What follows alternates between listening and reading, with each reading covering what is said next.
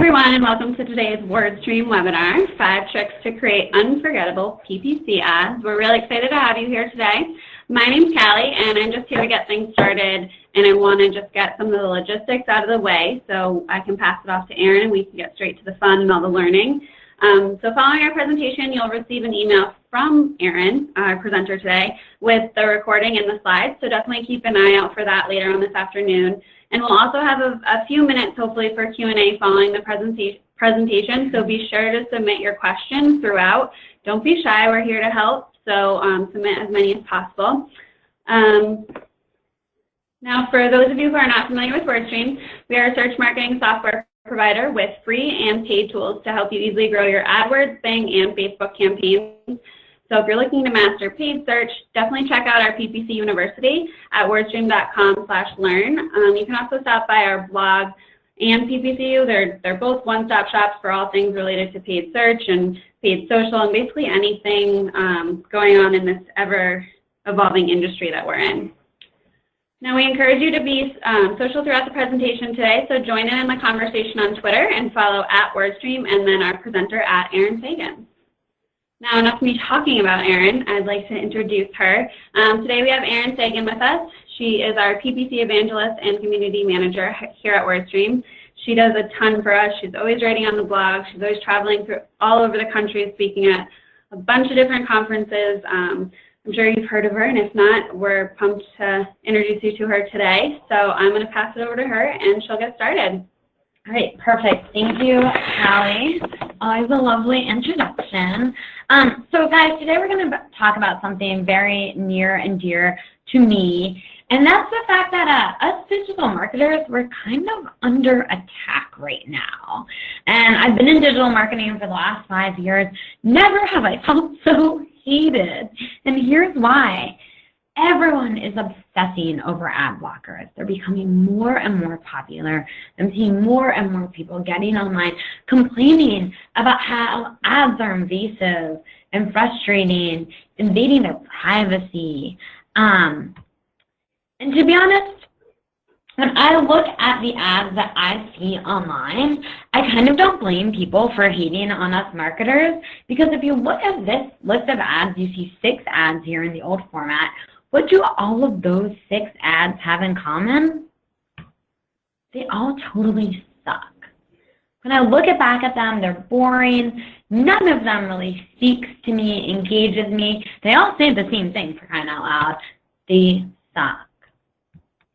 And if there's one message I get through to you today on this webinar, is that your ads don't have to suck, and your ads shouldn't suck.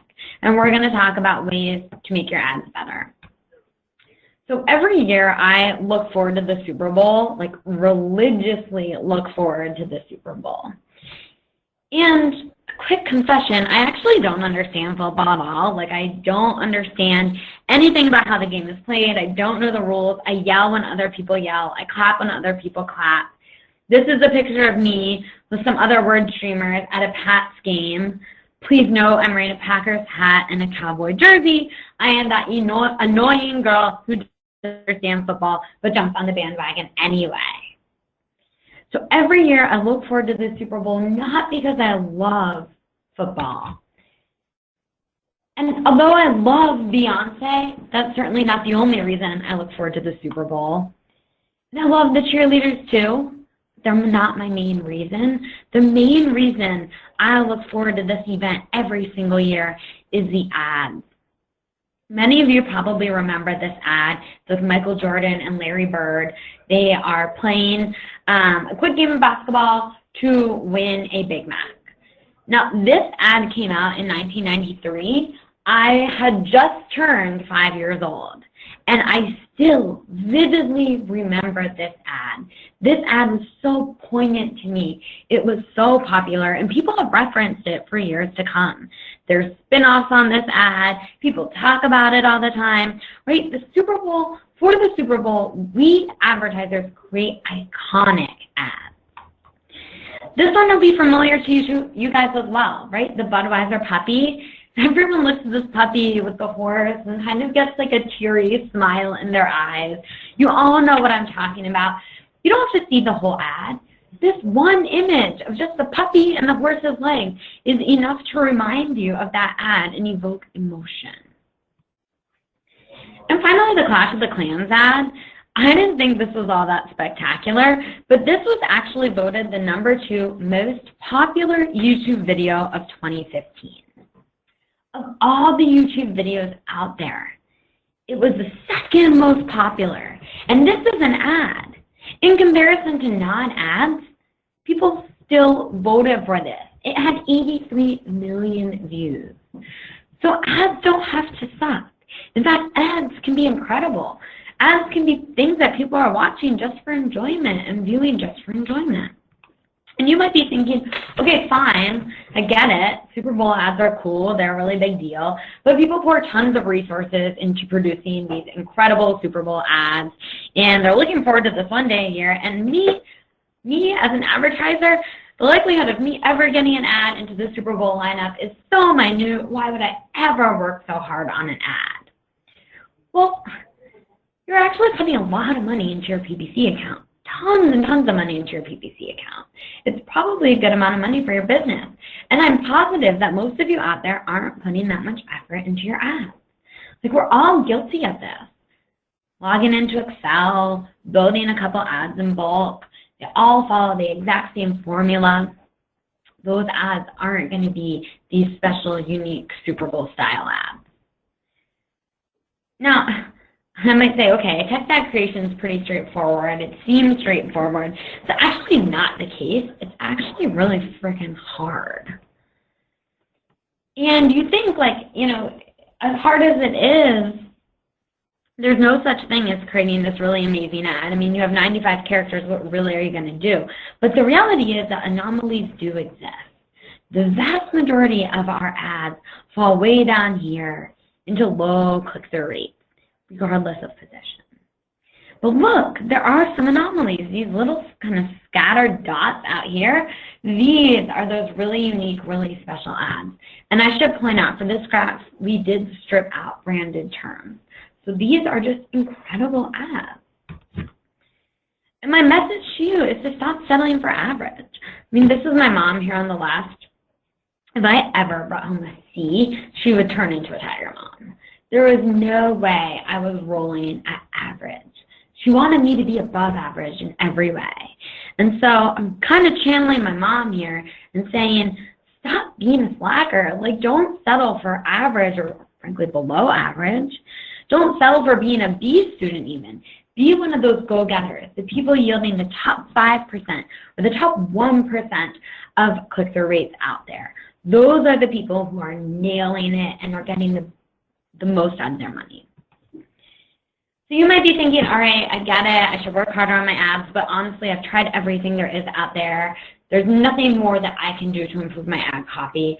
Well, probably not true. How many people out there have kind of fallen into this trap where when you test your ads, you test ads with different punctuation? Okay, that is super lame. Like, the idea of an ad becoming this incredible unicorn, exceptional, above average ad simply because it has a comma and another ad doesn't, there's no way we're going to see that kind of increase from a comma or a period or even an exclamation mark, as powerful as we do think that they are. And a lot of us out there use a thesaurus as a crutch, right? We literally write an ad, and then we take a term, and we're like, okay, how can I use a different term that means the same exact thing to spice up my ad?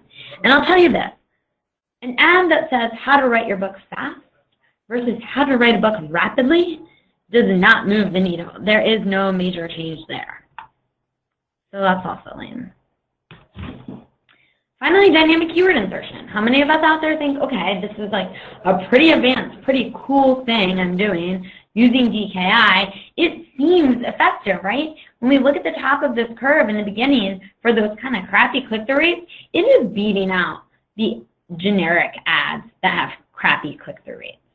But when we dive a little bit deeper, you can see dynamic keyword insertion doesn't produce those rare, extraordinary ads.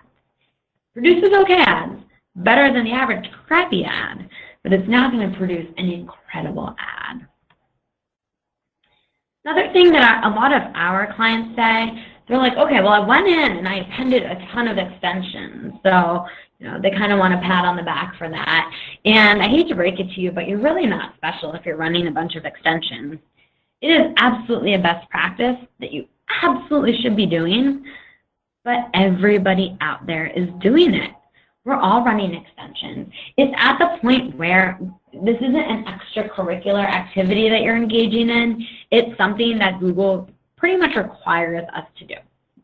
So, hey, great if you're appending ad extensions, well done. You're doing your job as you should be, but you're not going the extra mile. And these extensions are not going to be the thing that catapults you to that next level ad.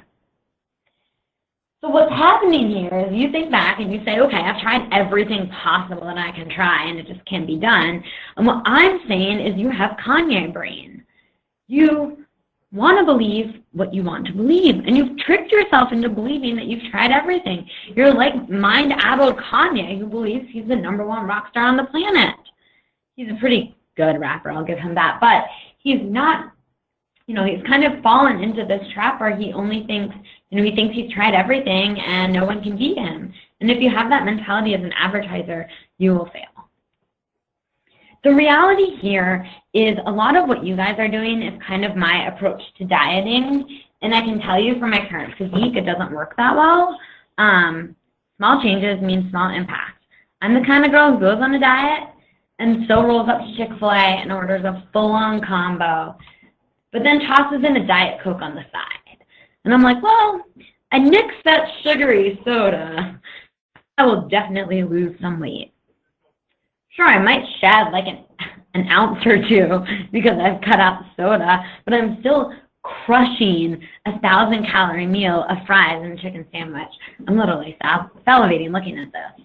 And the reality is that small change will not have a huge impact on my waistline. But if I could get my act together and accept that I needed to make a big change, like going on a juice cleanse for a couple of days, the likelihood is that would yield some pretty freaking big results. And so what I need to do what you need to do as an advertiser is what I need to do when I think about dieting. Take big, aggressive measures.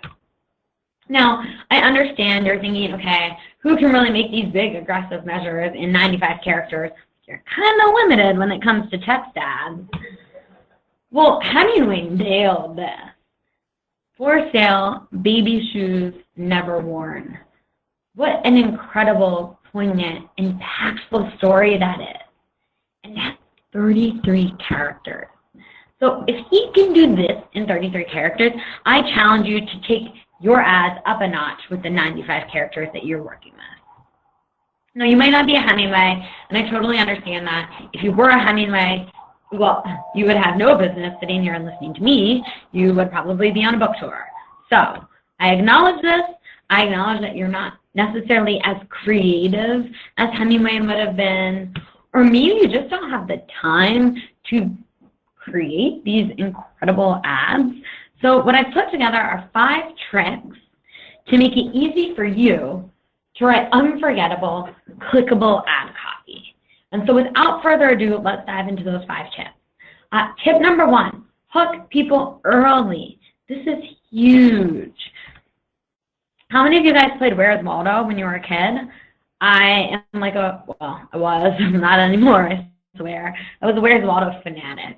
I would spend hours and hours trying to find that little striped guy.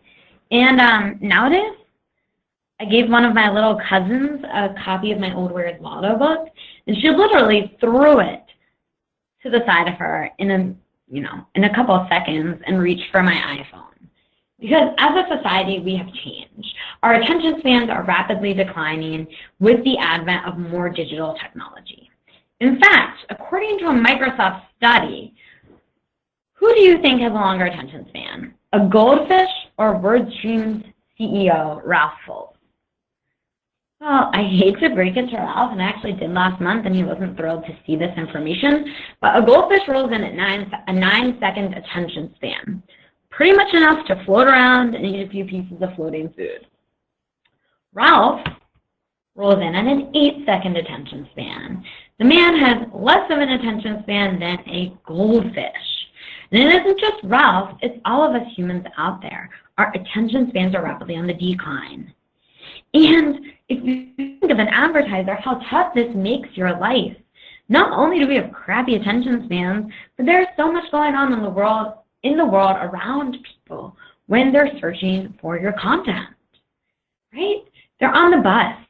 Good Lord, there are a lot of distractions on the bus. Somebody spilled a coffee on me yesterday. That distracted me majorly. It's like, somebody beeped. Once my bus actually ran into another bus on the highway. I mean, there is a lot of distractions for people who are on the bus. Or, just general things going on around. If somebody is doing a search on their phone, there are a million updates. You're getting Tinder matches and you're getting text messages, and all of a sudden it's really, really hard to focus on ads. So as an advertiser, you need to ensure that the headlines you're using for your ad copy are really grabbing people's attention, hooking them, and forcing them to pay attention to your ads. You need to combat this ADD society with catchy headlines. And that's not always easy to do, but the good news is you probably already have some good headlines that you could be using. In the digital age, advertisers are advertising on Twitter, Google+, email like crazy, Facebook. We're trying out all these different modes of communication, all of which have a header or some sort of introductory information.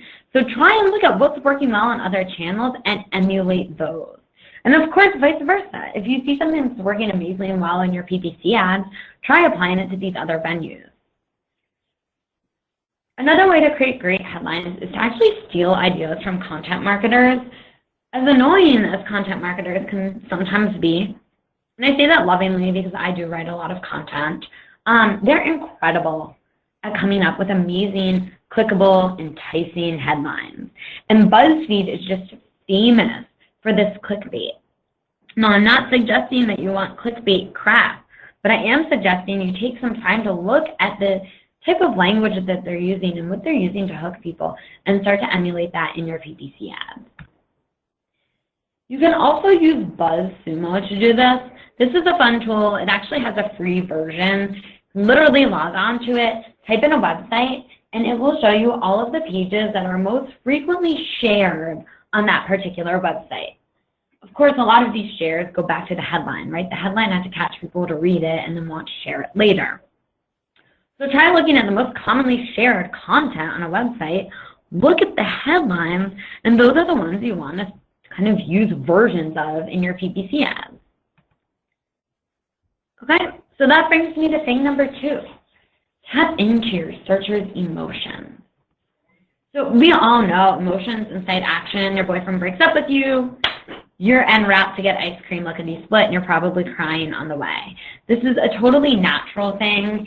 In fact, it all comes down to like the behavioral science of cavemen. Back in the cavemen days, if a bear came to steal the caveman's food, cavemen don't sit and think of all the scenarios that they could possibly be undergoing in this situation.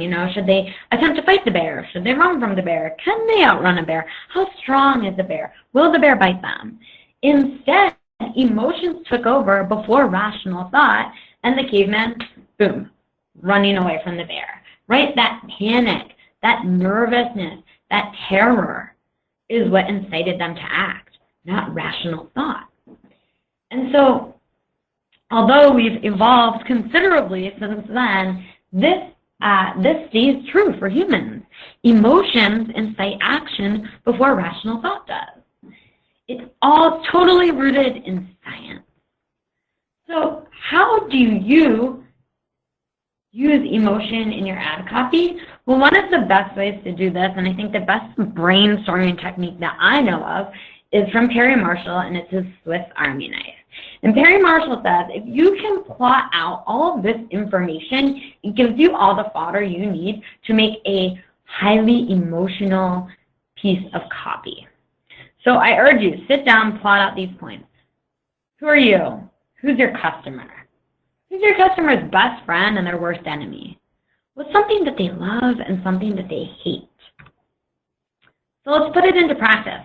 Let's say you're a divorce lawyer, right? Your customer is a scorned wife.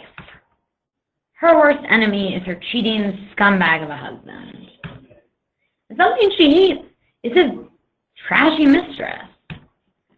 And finally, what she loves is the very idea of getting revenge on that cheating scumbag. So leverage that in your ad. You could be like one of these lame loser lawyers who sticks with a really boring set of copy, or you can create a highly emotional ad like this. Who is your husband with? Is he sleeping with her? You know, her, the bloody mistress right now? Get revenge and a smile on your face. Let me tell you, I've been cheated on before, and that ad on the right is pretty freaking appealing in comparison to the one on the left. And the data shows this to be true, right? This ad, this emotionally stimulating ad, yields a 30% higher click-through rate than the average ad that particular lawyer had been running. Guys, this strategy works. You just need to figure out how to wrangle it for yourself. Here's another option, or another example. Leveraging scare tactics to prevent breast cancer. We have a client here at WordStream, and they do breast cancer screening. And so the ads that they were running kind of had this cherry positive outlook. Breast cancer screening. With early detection, survival rate is 100. Book an appointment today. Okay. To be honest, that ad's nice. I like the idea of a survival rate being 100 if I get my breast cancer detected early, but it doesn't stimulate my emotion and make me want to act. So we tried just a teeny tiny twist on that ad. We really didn't change much. All we changed was the stat provided. Rather than giving a sunny outlook, we said, okay, breast cancer screening. Only 15% of women live 5+ years with late detection. Get screened. Holy crap. That scare tactic works for me. It makes me nervous. It makes me want to click. And it's actually like thinking right now, it kind of makes me want to get screened. And it helped tremendously. The results were incredibly impactful, right? This winner, ad number 2, yielded 125% increase in appointments booked and 170% increase in call volume. This is incredible. And like, what good work this ad change did. So by just tweaking the emotion invoked in your ad, sometimes it's evoking scare tactics, sometimes it's evoking anger, jealousy, whatever that may be, it can really help you get more clicks on your ad and more engagement with it. Now, if you're not really sure what emotion to turn to, I know for the breast cancer example and the divorce example, it's like pretty clear cut. You know exactly what you want to convey to people to get them to act. If you don't have that for your business, look at these top 10 emotional drivers. These are the drivers that incite people to take an action. And you'll see number 1 is amusement.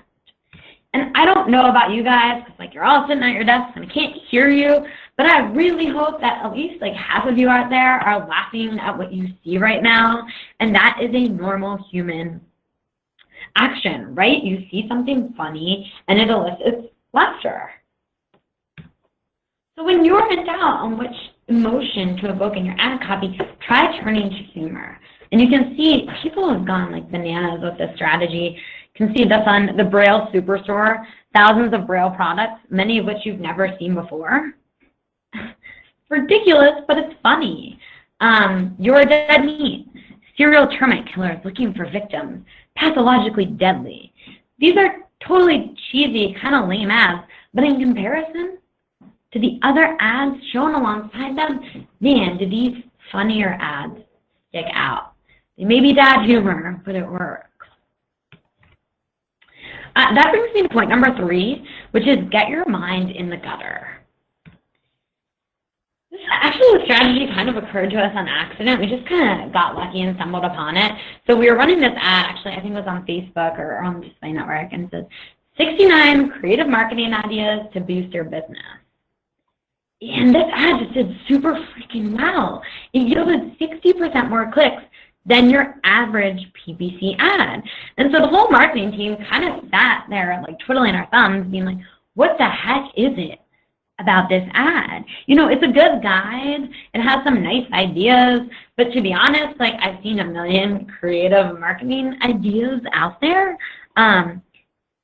It's not the content of the guide that made people click.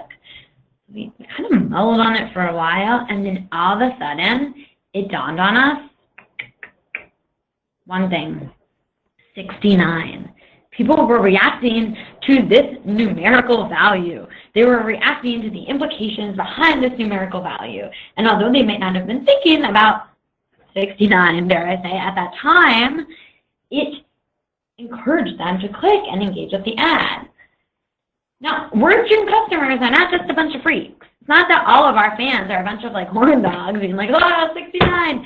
This is a very natural thing. It's absolutely nothing new. We've seen this time and time again, right? These sexualized ads.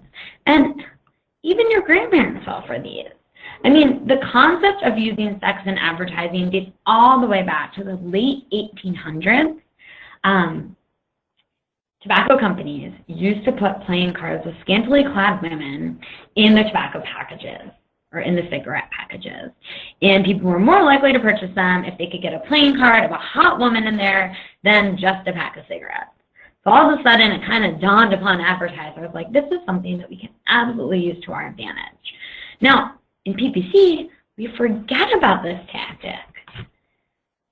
WordStream finally, after we saw that 69 ad, we finally realized that we should be trying this out with our clients.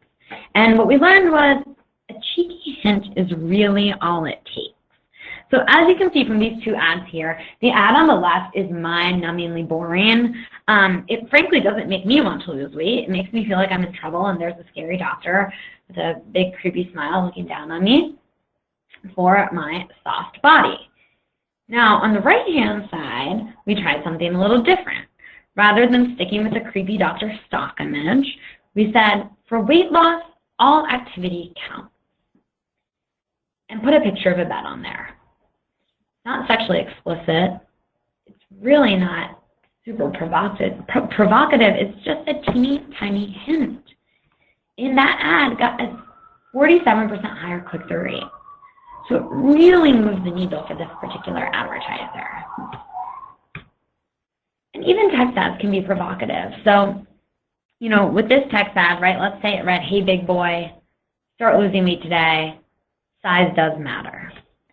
Pretty straightforward ad, a little bit cheeky, but when I read it, this is what I'm envisioning. I'm envisioning Adriana Lima kind of like walking down the aisle and being like, hey, big boy, start losing weight today, right?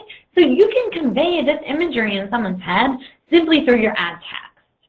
So don't kind of get hung up on this, I can't use provocative language or provocative imagery in text ads. You can if you paint them the right way and use the right terms. So one word of caution that I'll throw out there, don't go bananas with this. Don't take it too far. I've actually seen advertisers get banned for using overly sexy ads, if you will. So no pictures of men sniffing underwear or whatever is happening in this ad down below here. Again, a cheeky, provocative hint is all it takes. Do not go bananas. You will get in trouble. Google will not let it fly. So just a word of warning, but this is definitely kind of taking the strategy lightly and using slightly provocative language really can make an impact on your ad copy. Okay, that brings me to number 4. How are we doing on time? Oh, perfect. All right, so number 4 is get personal. We humans, I hate to break it to you guys, we are inherently selfish. Every time we see an ad, we think, okay, what's in it for me? This is only natural behavior. Now you might be thinking to yourself, okay, got it, like I understand that my ad should be customized to the reader, but when it comes to the search network, searchers are largely anonymous. Actually not 100% true.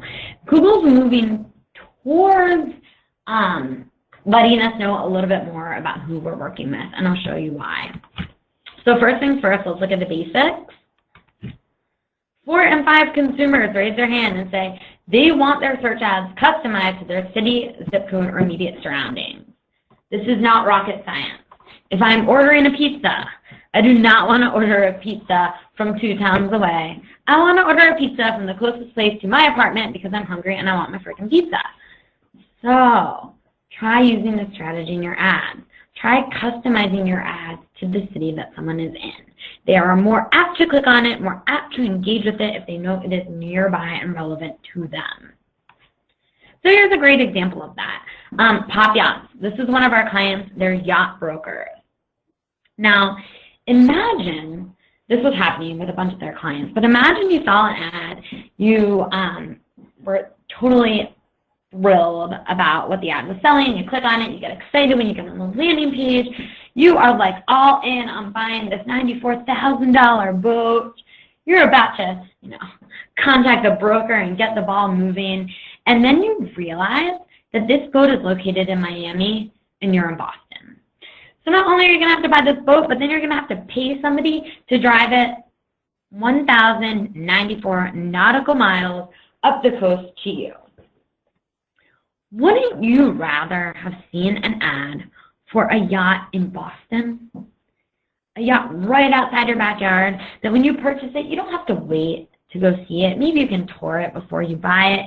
You certainly don't have to pay somebody to captain it up the coast. So they had all these people getting frustrated who were ready to buy and then getting pissed off when they realized the boat was far away. And they said, okay, what if we just segmented our accounts so we were showing ads to the right people at the right time? And that proved to be pretty tricky, right? Because the idea of breaking out your account in this manner means a lot of manual work. So we tried something a little different. We gave Geo Ad Customizers a shot. And as you can see here, Geo Ad Customizers are just a really teeny tiny snippet of code that you implement in your ad copy. It will dynamically insert the nearby information for where the searcher is located. So as you can see, if this person is in Smithfield, the ad will read boats in Smithfield. Now, I am more apt to click on that ad because I realize that it is customized to me. So this is a really easy way to give people the right location. And as you can see, when we used the Geo Ad Customizers, we yielded 30% higher click-through rates, 13% higher conversion rates. I mean, it was a complete slam dunk for our business. Another thing you'll note is more searches occur on mobile devices and desktop computers. We've been talking about this for a long time. You hear the year of mobile repeated time and time again, and I'm happy to report to you it is finally, officially, definitely the year of mobile. Mobile is big now. So how do you make the most of these mobile searchers? You have to acknowledge that searchers are on their phone. Right? Acknowledge the situation in which the searcher is in. Best example I have here is in our software. Basically, we will identify ad groups where you don't have mobile-specific ads and help you create mobile ad text that is actually tailored to a mobile user. And it's just teeny tiny tweaks. It's pushing people to call. It's reminding people that the answer is at their fingertips. Just tiny changes in language will really make a difference for the mobile searcher. Now, on a greater scale, let's talk about identity-based targeting. Identity-based targeting, total game changer. We all know this to be true. Remarketing is freaking awesome. RLSAs are awesome. There are the Facebook campaigns, Twitter campaigns where you can really dive deep and show specific people specific ads. Now, when we think of the search network, we don't think about identity-based targeting. But Google has come out with 2 methods of identity-based targeting that you can use for search ads. So first things first, remarketing lists for search ads, often referred to by the annoying acronym RLSA. It's a total tongue twister. RLSA. RLSA is awesome because it combines the power of remarketing and search. So we know remarketing to be incredibly powerful. Let's say I'm at the Cosmopolitan website. Next thing you know, I'm on Facebook or reading the news. I get ads for the Cosmopolitan. Of course, I'm more apt to click on those ads because I've already been to the Cosmopolitan website. I've already demonstrated interest in this particular hotel. Remarketing is cool. Search is also cool because you're working with an active searcher, right? You're working with somebody who's not just passively twittering around online. somebody who is actively saying, I need a hotel, looking to find one. Now here is where the power of RLSA comes in. You're taking the concept of remarketing, so somebody who's already been on your website at the Cosmopolitan, then when they search for the Cosmopolitan Hotel in Las Vegas, you can bid up on them, show them special ad copy, and make sure that you're snagging that person. So you're basically using hyper-targeting methods to ensure that you're getting the best foot forward for the best people for you, the people who have already been to your site. This is a powerful strategy, right? We see 2 times higher click-through rate, 2 times higher conversion rates. I'm going to show you in just a minute make these even better by using customized ads. But before that, I also want to introduce you to the other type of identity-based targeting, which is customer match targeting, all rooted in the email. So the way customer match targeting works, this was released just at the end of last year. Essentially what it allows you to do is target customers that you already know. Kind of like email marketing on steroids, right? You can take the email addresses of customers or prospects that you've already found, either they've signed up for a webinar, signed up for an ebook, maybe they've given it to you at an event, upload that list of emails into AdWords. You can choose to exclude current customers, or you can segment it to only hit current customers. You can segment these lists however you like, and then you can set special bids and ads to contact these people, right? So if they do a search, you're prioritizing these people, and over time you can expand this reach to similar users, much like you can in remarketing. Now, I've already told you, customer match and RLSA, they're pretty cool, but you can get way more out of them if you use super targeted ad copy. So, key is you can't be a creep about it. Like, you can't be like, hey, you were just on my site 14 minutes ago. Please come back. Instead, you want to be stealthy about it. So, if you know that your remarketing or customer match lists are targeting prospects, convince them to take the plunge. Offer them a 10% off discount for their first purchase. Free shipping for new customers. Complimentary setup for new customers. Those are really simple things that are targeting new customers, pushing them to take the plunge without being overt about it. Another thing you can do, use copy to counteract common objections. Okay, these people have been on your website, but they haven't made a purchase yet. So try and find a way to convince them to make a purchase. Your ads don't need to tell them who you are. They already know who you are. They've been to your site. They've clicked through to your site. They know your brand already. So figure out what's making them hesitant. Maybe they're worried that the shirt that you're selling them is going to be too small. Well, offer a free return. That's going to sweeten the deal and make them more comfortable taking the plunge. When they get your shirt, they're going to love it. They won't send it back. If you're selling a really expensive, hard-to-use software, and they're nervous that they won't be able to navigate it on their own, talk about what a top-notch customer success team you have. We'll be right there to help them out.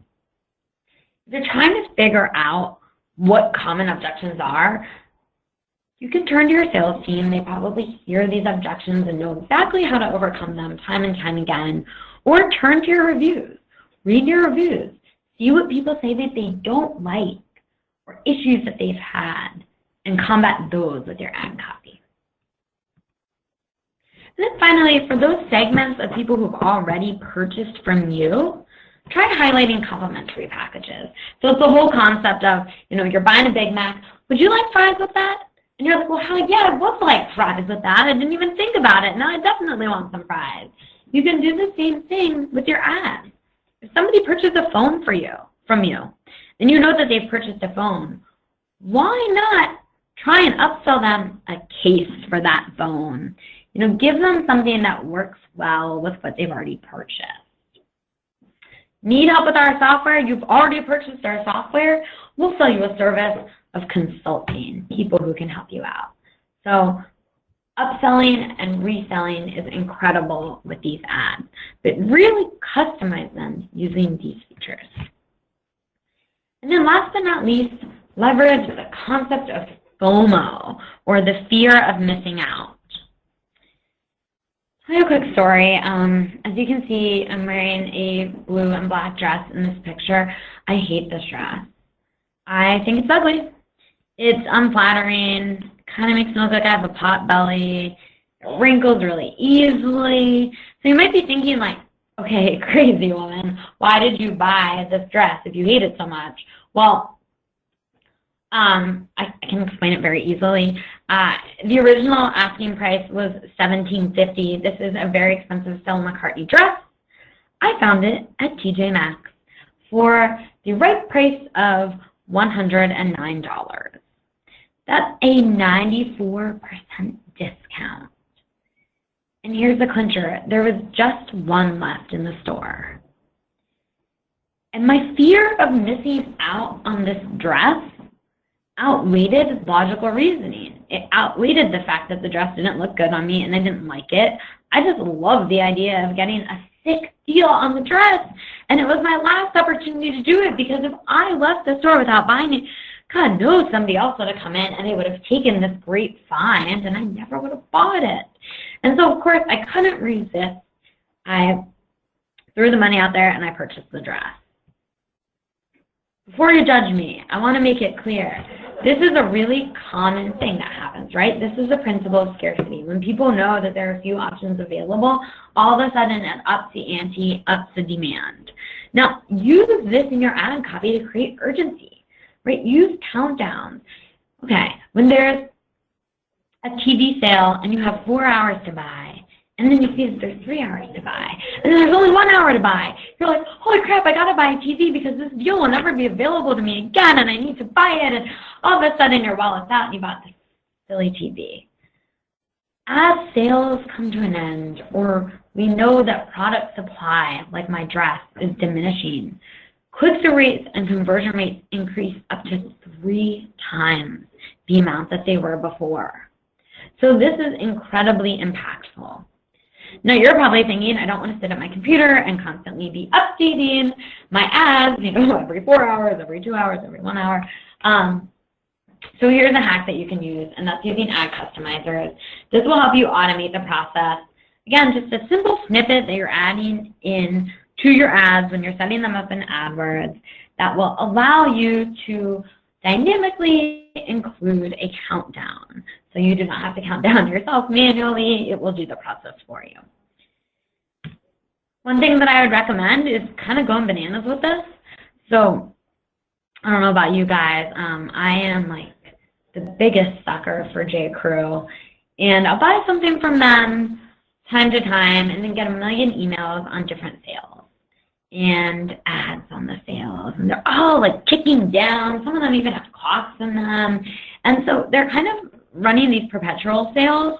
Now, I'm not dumb. I see these time and time again. You would think that I would see through the tactic eventually and kind of go girl who cries wolf on them. It's like, okay, come on, guys. But I don't. I still buy from the sale because this concept of FOMO is so powerful that I fall for it time and time again. And even though I know there's going to be a sale tomorrow, I think, well, what if this particular item isn't on sale? So take a hint from J.Crew. It works for them. It can work for you. Rotate these ad customers to demonstrate perpetual sales or a constantly dwindling product supply. So I hope that I've gotten my message through to you guys. Your ads don't have to suck. You can create absolutely incredible PPC ads with just a little wordsmithing and some clever tactics like these. And my final message to you is strive to be a unicorn in the sea of donkeys. A la Larry Kim. He says this all the time, but it really is the best way to look at it. You can make your ads stand out with just these simple tweaks. So I'll leave it at that. I'm going to pass it over to Callie. She has some cool special offers for all of you. Awesome. Thanks so much, Erin. That was great. I even learned a ton. So as Erin mentioned, we definitely have some special offers for all of our attendees today. You can have a free live demo of our main software, the WordStream Advisor. With this, you'll learn kind of how you can manage all your PPC in just 20 minutes a week. It's a really awesome tool. Second, we have a one-on-one AdWords assessment with an AdWords certified consultant. So what will happen here is this consultant who has tons of experience and is very knowledgeable will do an audit of your account and see where you're doing really well, but also point out those areas where you can improve on. So things like your quality score and your click-through rate, they'll take a deep dive into that and show you how you can help, how they can help, and how you can start increasing your everything, like your ROI and save time and all of that. And then if you don't need any help, that's cool too. So while you guys are filling that out, I'm going to get to some of the questions. I'll leave that up for just a few minutes, so if you want to take advantage, this is a one-time deal, so I definitely would recommend you taking a minute to select one of the options. Now, Erin, one of the things that you just kind of concluded with was about the automatic countdown code. Mm-hmm. Is it possible to kind of walk through where you can find that? Oh yeah, it's literally, so it's a snippet of code that you can implement in your ad.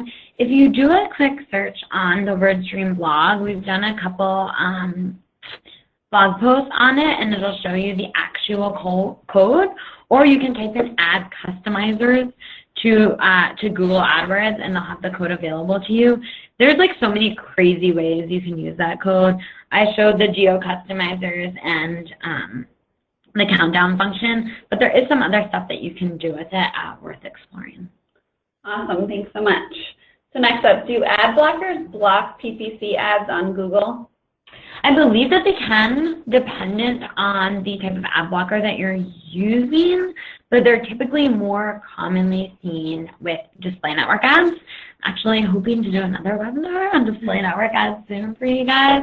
But I think the bigger thing that we need to be talking about as advertisers is why do people hate ads? You know, ad blockers are not, I don't think ads are going to go away anytime soon.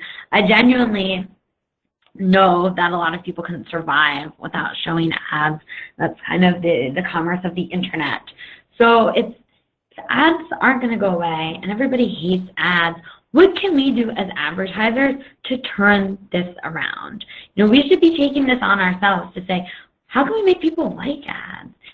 They're not going away anytime soon. Can we make them more interesting to people, more customized to their needs? I, for one, know that I'd much rather see, if I'm going to see ads, which I know I'm going to see, I'd much rather see ads that are relevant to me, showing me stuff that I like, versus ads that are totally random and invasive and not helpful. So I think it's a greater sentiment that we should all be working towards. Great. Next up, how would you write emotional ad copy for less emotional topics? You know, you used the breast cancer as an example. So, you know, maybe something like dentist appointment. Yeah. First things first, try out the Swiss Army knife. Get a little bit creative with it. I know, like, as a dentist, you might not be able to say, like, oh, here's all my customers' worst enemy. But think, you know, as a cavity, their worst enemy, or something that they hate. What can you do? You know, if I think back to that breast cancer example, they showed some stats that were really poignant. And maybe it's, you know, 1 in 3 people who books a dentist appointment doesn't get a cavity, or 2 out of 3 people who doesn't book a dentist appointment, all their teeth fall out. I don't know what that may be. I'm not an expert on dentists, but I think that there's a lot you can do to be creative to find some emotional triggers. Great. Okay, next up, how does one keep keywords relevant, therefore quality score higher, when trying to create unique emotional ads? That is such a good question. I'm really glad you asked it. I should have included some more on that in here. So first things first, I do believe it is important to create hyper-specific targeted ads per ad group. I also believe it's important to have clickable ads. Sometimes you need to make concessions on both sides to get the ad that you want. The bottom line is Google is really assessing your ads from a quality score perspective. It looks like from the recent research that they're more focused on click-through rates and landing page experience. And you need to do what's going to get you the best click-through rates.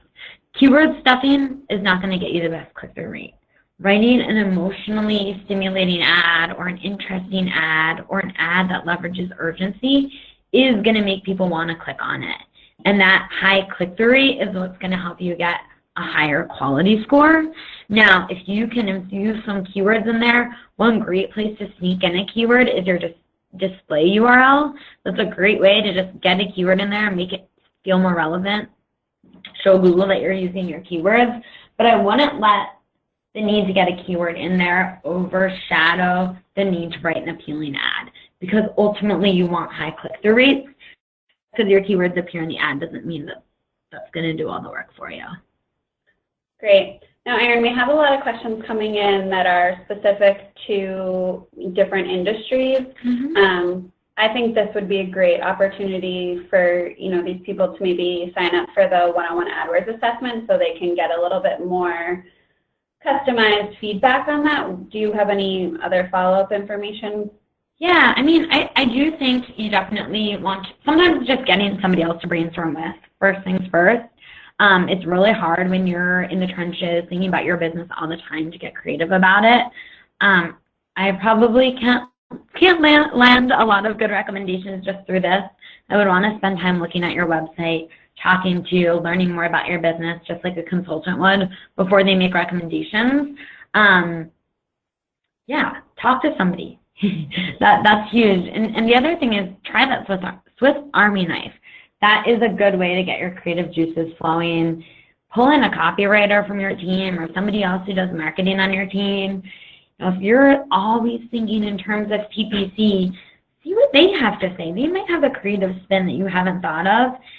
They probably won't give it to you in 95 characters, but that's your job to whittle it down and make it work for paid search. Great. Well, I think that's all the time we have for today. If we didn't get to any of your questions, definitely feel free to follow up. You can tweet Erin or follow up with her via email. Like I said, she'll be sending out the recording and slides later this afternoon for your review. So, Erin, thanks so much for hopping on today. We thank you for your time. And everyone else, thanks so much for attending, and hopefully we'll see you at a future WordStream webinar. Thanks, guys. It was a pleasure to work with you today. Hopefully we'll do another webinar soon.